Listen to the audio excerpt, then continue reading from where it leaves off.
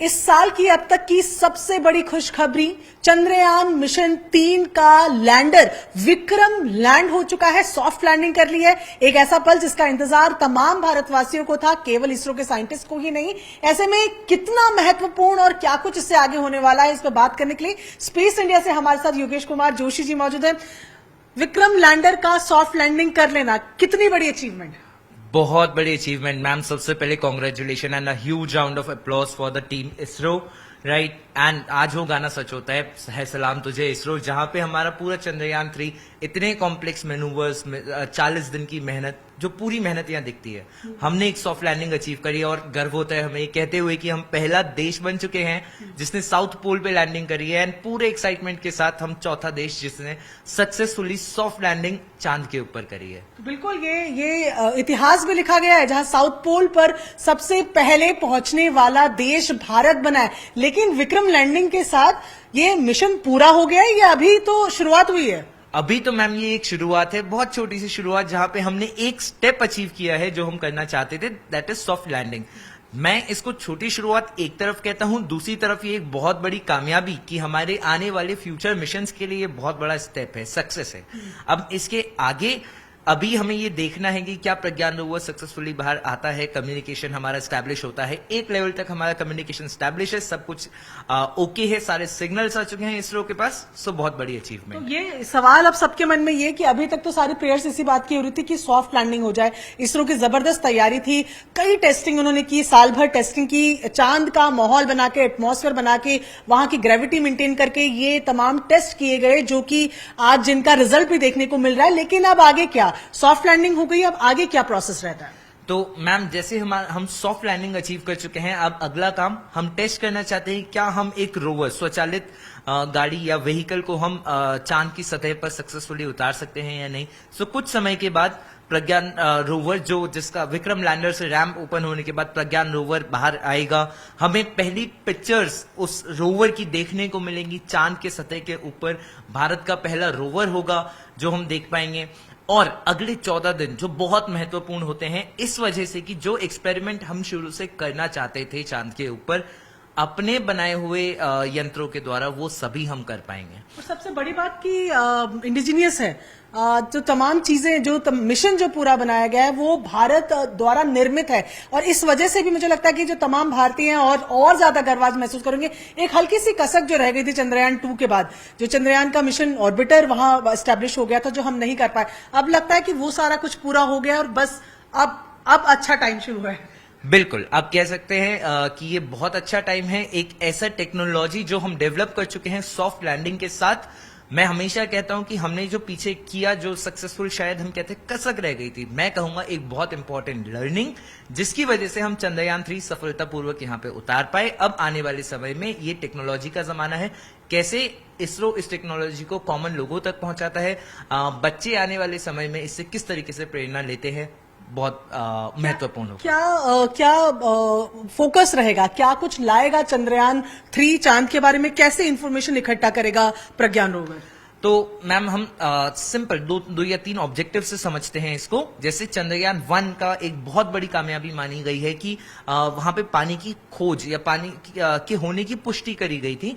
तो चंद्रयान 3 जो अब लैंड कर चुका है, अब वो यहाँ पे डायरेक्ट एक्सपेरिमेंट करके हमें बता सकता है कि यहाँ पे पानी किस फॉर्म में, किस तरीके से मौजूद है। पहली चीज ये। दूसरी बात, इन फ्यूचर अगर हम चांद को अपना बेस बनाकर बाहर जाना चाहते हैं, क्योंकि इससे बेनिफिट है, चांद का गुरुत्वाकर्षण कम है, हम कम ईंधन में दूसरे जगह, दूसरे प्लैनेट्स पे जा पाएंगे। तो उसके लिए सारे एक्सपेरिमेंट होने बहुत जरूरी है कि चांद का सरफेस कैसा है, चांद का वेदर कैसा है, यहाँ पे पानी, इसके साथ साथ मैग्नेटिक फील्ड, सन का जो प्रभाव है वो किस तरीके से होगा। इन सारी चीजों को समझने में हमें बहुत मदद मिलेगी।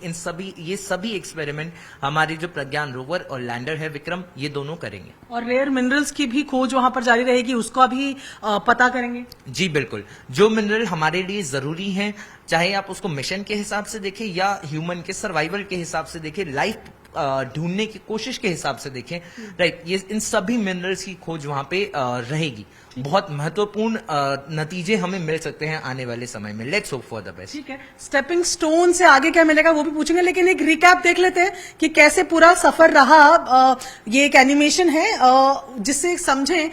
जरा आप योगेश जी बताइए कि ये मुझे लग रहा है कि अब हम जब लूनर ऑर्बिट के पास आ गए थे वहां से ये एनिमेशन शुरू हो रहा है, तो कैसे ये सफर तय किया था हमने? तो मैम, सफर की अगर आप बात करते हैं, कुछ 40 दिन पहले जो सफर शुरू हुआ, हम धरती के गुरुत्वाकर्षण से बाहर आए। यहाँ पे जो आप देख रहे हैं वो है जब प्रोपल्शन मॉड्यूल से विक्रम लैंडर अलग होता हुआ आप देख सकते हैं, वो चांद के आसपास आया। धीमे धीमे धीमे धीमे विक्रम लैंडर ने प्रोपल्शन मॉड्यूल के साथ अपना ये कह सकते हैं दूरी कम करी चांद से।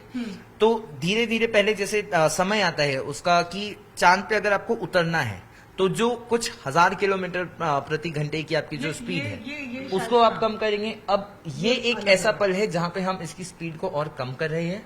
यहां से आप समझ सकते हैं प्रोपल्शन मॉड्यूल अलग हो चुका है और विक्रम लैंडर अलग हो चुका है। अब विक्रम लैंडर धीमे धीमे चांद की सतह की तरफ जाएगा और एक पल ऐसा आएगा जब एक पर्टिकुलर हाइट के बाद आपको उसकी स्पीड को इतना घटाना पड़ेगा कि वो चांद के सतह के बिल्कुल नजदीक आ सके। तो ये एनिमेशन से आप समझिए, तस्वीरें भी इस पूरे मिशन के दौरान इसरो ने लगातार भेजी। जैसे जैसे मिशन आगे बढ़ता गया, जो जो तस्वीरें आई वो तस्वीरें भी शेयर की। यहां पर आपको एक रिकैप दिखा रहे हैं कि कुछ ऐसा हुआ होगा। ये एनिमेशन जो है ये चंद्रयान 2 के समय का बनाया गया है, पर चंद्रयान 3 का मिशन भी लगभग ऐसा ही था। तो एनिमेशन से समझिए कि अब ये दोनों अलग हो गई हैं। आपको दिख रहे हैं ये प्रोपल्शन मॉडल है, ये विक्रम है, और ये अब अलग होके किस तरीके से इन्होंने अपनी कक्षा कहें या ये इसी तरीके से स्कैन किया होगा पहले पूरी जगह को लैंड करने से पहले। जी बिल्कुल। विक्रम लैंडर का सबसे पहला काम चांद की सतह से ऊपर रहकर ये निर्धारित करना कि कहाँ मुझे एग्जैक्टली लैंड करना है, क्योंकि चांद की सतह एकदम स्मूथ नहीं है, वहां पे गड्ढे हैं, पहाड़ हैं, पत्थर है। तो ये स्कैनिंग करना बहुत जरूरी हो जाता है। एंड जो एक कहते हैं हम 7 मिनट्स ऑफ टेरर, जहां पे ऑटोमेटिकली एक लैंडर सारी चीज को स्कैन करे, खुद से एक डिसीजन ले, ऑलमोस्ट एक रोबोट की तरह काम करे। सो बहुत बड़ी अचीवमेंट जहां पे आप देखते हैं कि विक्रम लैंडर ने अभी ये काम कर दिया है। बस कुछ इसी तरीके से फ्लोटिंग पोजीशन से कुछ एंगल बनाते हुए, और ये देखें आप ये किस तरीके से खुद, और यही इसी सॉफ्ट लैंडिंग की बात कर रहे हैं। ये जो सॉफ्ट लैंडिंग हुई है जिसका जो सबसे ज्यादा क्रूशियल माना जा रहा था, क्योंकि ये सबसे अहम काम था जो लैंडर को करना था, ताकि प्रज्ञान जो बाकी इंफॉर्मेशन है वो ले सके। लेकिन चलिए चंद्रयान 3 की अगर बात करें तो अब प्रज्ञान के ऊपर इसकी जिम्मेदारी है आगे की वो करेंगे। लेकिन इसरो की अगर बात करें तो और क्या ऐसे प्रोजेक्ट्स हैं जिनको हमें लुक फॉरवर्ड करना चाहिए? तो मैम, अगर हम जर्नी की बात करते हैं, जैसे चांद हमारा सबसे करीबी मान लीजिए नेबर है, पड़ोसी है, तो हम अभी चांद तक पहुंचे हैं। इसके बाद क्या? तो इसके बाद आने वाले जो मिशन है इसरो के वो और भी खास है। हम सूरज की तरफ एक मिशन भेज रहे हैं आदित्य L1 नाम से। सो आदित्य मिशन जो हमें सूरज के बारे में जानकारी देगा, स्वदेशी मिशन होगा। फिर इसके बाद हम कुछ सैटेलाइट्स जो हम पहली बार लॉन्च करने जा रहे हैं, तो इसरो ने काफी सैटेलाइट्स लॉन्च करी है, लेकिन एक्सरे पोलैरीमीटर करके एक सैटेलाइट, जहां पे हम लाइट के बारे में और एक एक्सरे स्पेक्ट्रम के बारे में ज्यादा जानकारी ले पाएंगे। सो पहली बार हम वो सैटेलाइट लॉन्च करने जा रहे हैं। आने वाले समय में जैसे आप जानते हैं गगनयान की तैयारी चल रही है।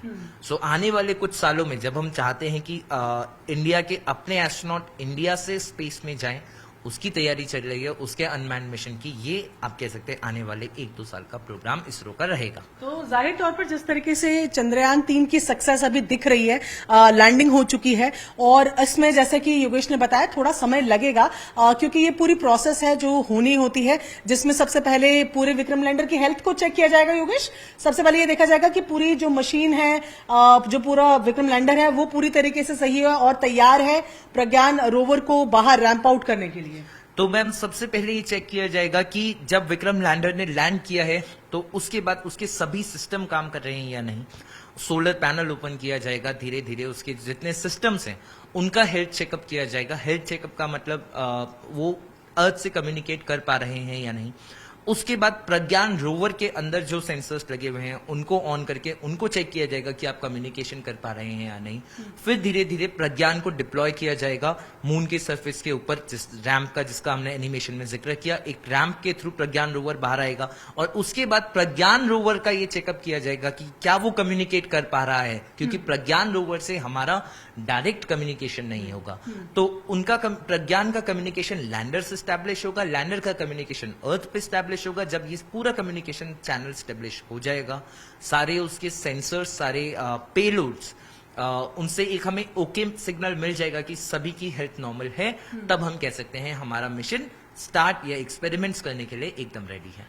फिलहाल जो हम कह सकते हैं वो ये कि पिछली बार के मिशन से एक कदम आगे हम बढ़ गए हैं। चंद्रयान 2 से हम जरूर आगे बढ़ गए हैं। सॉफ्ट लैंडिंग हो चुकी है, थोड़ा समय जो बाकी तमाम चीजों में लगेगा, जो कि टेक्निकली बहुत ज्यादा जरूरी भी है। बहुत देर तक मैं आपको नहीं रोकूंगी। आई एम श्योर कि सभी भारतीयों की तरह आप भी इस मोमेंट को सेलिब्रेट करना चाह रहे होंगे, तमाम दर्शक भी सेलिब्रेट करना चाह रहे होंगे। लेकिन अभी चांद पर ये पहला कदम ही है। अंतरिक्ष में जो गगनयान मिशन की अगर हम बात करें तो उसके लिए भी इसे स्टेपिंग स्टोन ही माना जा रहा है। ऐसे में तमाम भारतवासियों को हार्दिक शुभकामनाएं।